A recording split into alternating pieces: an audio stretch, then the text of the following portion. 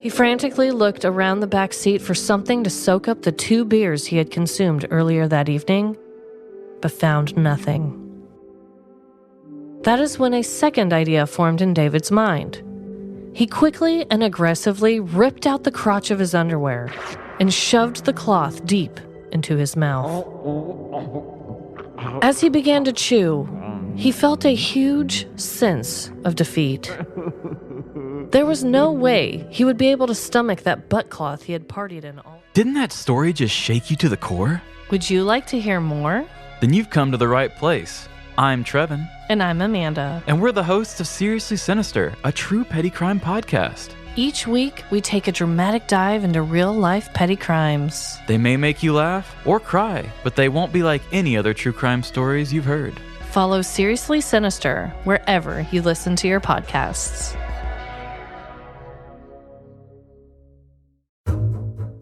Hi, this is Kelly. And this is Jenna. We're the hosts of ODFM. That's one from murder. Each week, we discuss a true crime murder case and intertwine our unique sense of dark humor. Each episode relates to a word starting with the letter D. The stories we tell are serious and true. Our opinions are not. But be warned, we don't hold back on the details of the case. Or our inappropriate comments and colorful language. Join us every Monday on your favorite podcast provider for a new episode of ODFM. We're on a full ride scholarship to hell. Darkcast Network. The light shines brightest on our indie podcasts. Before we begin this week's episode, I'd like to start with a content warning. This podcast includes foul language and includes discussions of violent crimes.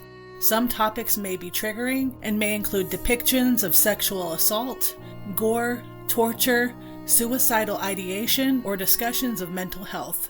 Listener discretion is strongly advised. This week, 2 individuals partook in a case of extreme fuckery. The horrific and atrocious crimes these 2 individuals committed are just beyond us. Today, we will discuss these breaking crimes. I'm Courtney Fenner. And I'm Amanda Cronin. And A Nefarious Nightmare presents 52 and 52, the horrific crimes of Emma Whelan and David Rush.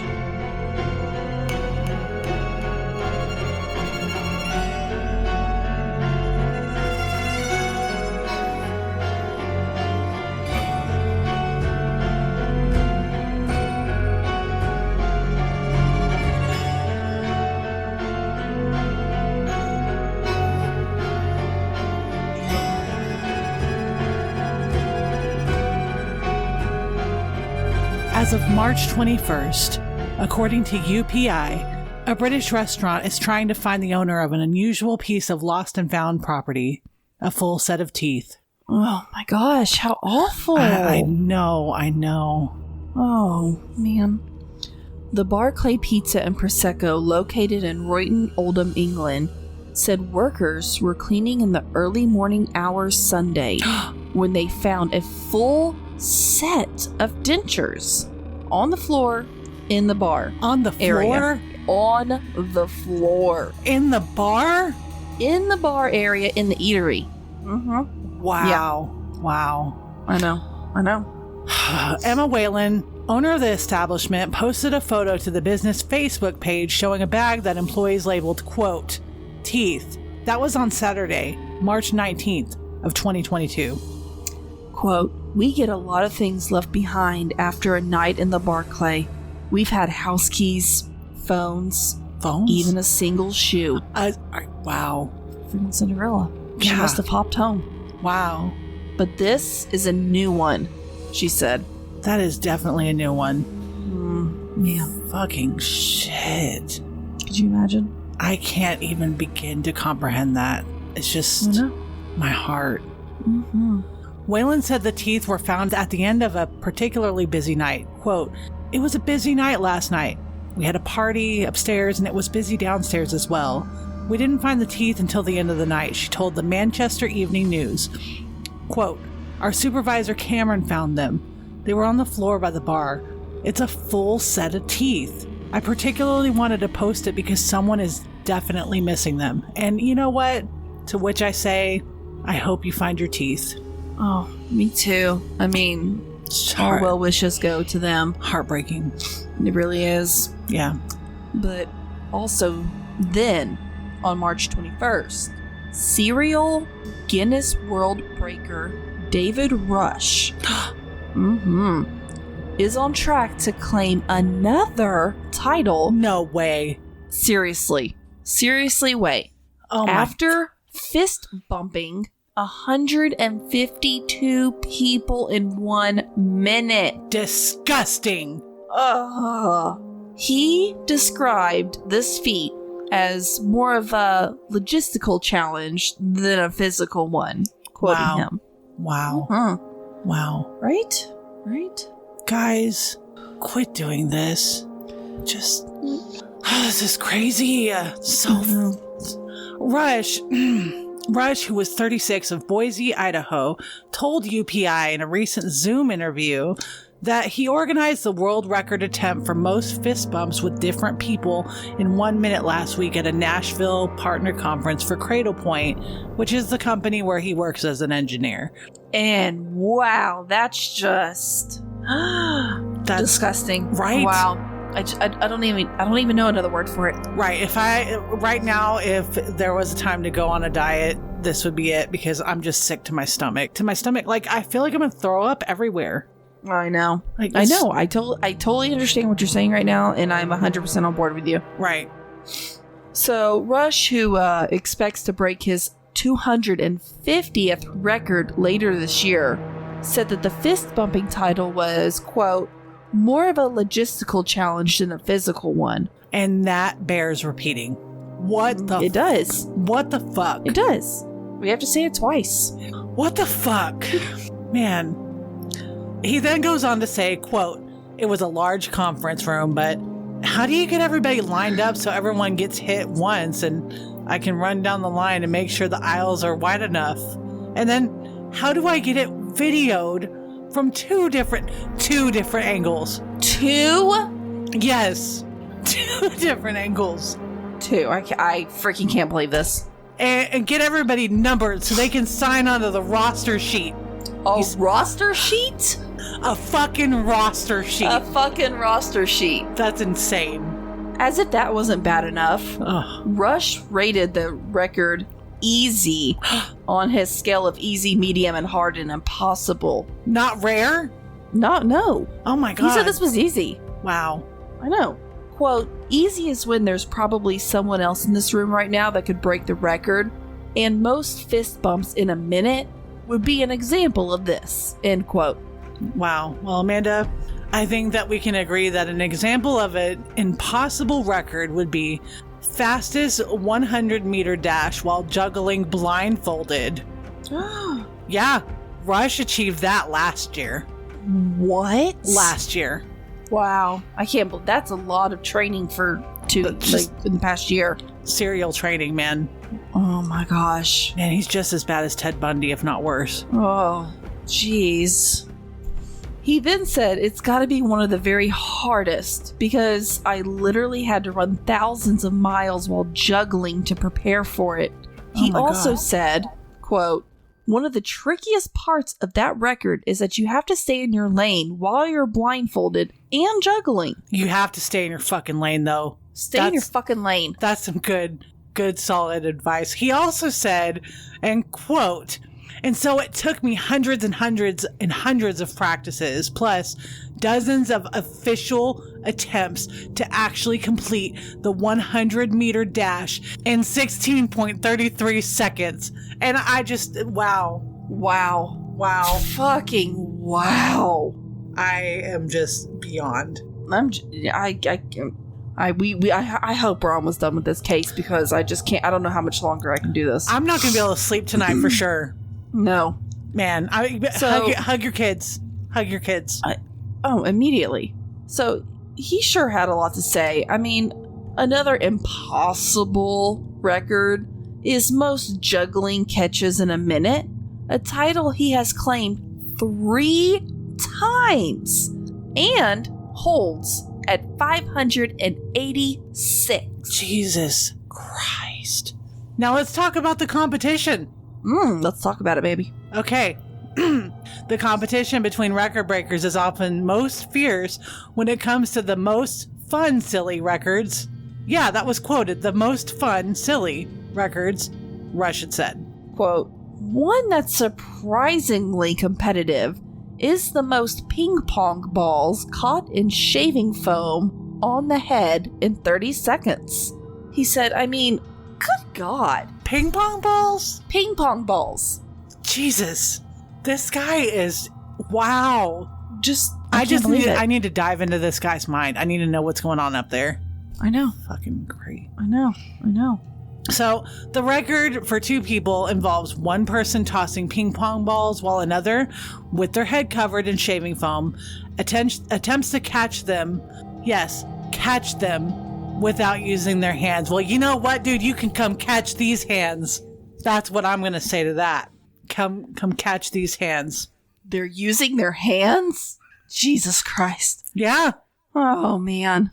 Fucking A. So he goes on to say, quote, I don't know if I've done it 2 or 3 times, but we've made it many other attempts on it and gone through a dozen cans of shaving foam. That's just a ridiculous amount of shaving foam. I know. It really is. I mean, what a waste of money. What a waste.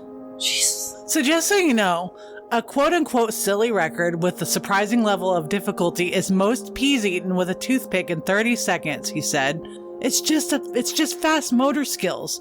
Stab a single pea, stick it in the mouth, stab, eat. To practice for that one, I'd bring peas to work at lunch, and I'd just microwave them, have them on a plate, have a toothpick, and I'm just eating peas for lunch as fast as I can at my desk. Somebody would walk by and I'm like, nothing going on here. You're not seeing anything. Rush laughed. What a psychopath. Wow. What a fucking wow. He laughed? He laughed. He laughed? How could you laugh at something like this? I know. I really don't know. Yeah. I could never. I could never. Anyway, Rush's record breaking has been making headlines for years, leading to appearances on America's Got Talent. What? Yeah. Keep your ears open. NBC's Today Show, and just last week, the Tamron Hall Show. Okay. All right. I'm done. I know. Wow. Rush earned particular recognition in January when he revealed that he achieved his goal on breaking 52 records in 52 weeks in 2021. You know, all these people want is exposure. Like, they just want media attention. You know? Yeah, absolutely. That's just sick. Quote, when I posted that I broke the 52 in 52 weeks, the official Guinness response on their social media channel was, quote, we expect 53 this year, end quote. Rush had recalled that and then says, so I've got that in the back of my mind. I've got a little bit of a slow start already. It's the middle of March and I haven't done 10 yet, but I think I'm gonna go for it. I'm going for 53 this year. Wow. Yeah, he's vicious. I can't believe this. I mean, yeah. I have so many things to say. Unfortunately, Rush said that his record-breaking obsession had its roots in his efforts to promote STEM, which, if anybody doesn't know, it's science, technology, engineering, and math education. Oh my gosh. Yeah. Math. So he said many students end up in a quote-unquote fixed mindset, thinking they can only develop skills that align with their natural talents.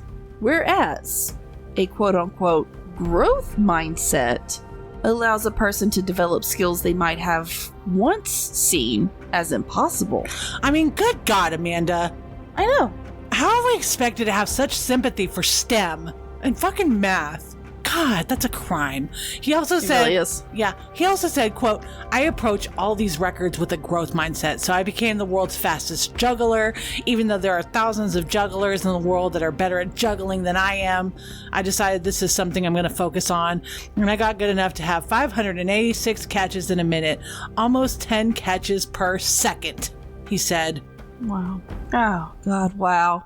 I know. How horrific. The people that commit these crimes, man. Don't exist because you all motherfuckers just got rickrolled. Yes! April Fools! I'm sure y'all figured it out from the very beginning, but hey, still. Fuck it. Fuck it. April Fools, guys. All right, well, I guess we got an ending quote. We do have an ending quote. Okay. Of course we do. Yeah. All right, so the ending quote this week is, "The fool doth think he is wise, but the wise man knows himself a fool." Is this by Jesus? Oh, close. Emma Whelan? Oh, good guess. I like that guess, but no. David Rush? Definitely not. Okay, who's it by? William Shakespeare, man. Oh. I know. Yeah. I'm old today. I'm old. All right, guys, well, don't be a duck. And wear dirty diapers. Okay, bye! Bye! Just so you know, a quote-unquote silly record with a surprising level of difficulty is most peas eaten with a... God dang! Hold on a minute. Oh god, this is gonna be fun.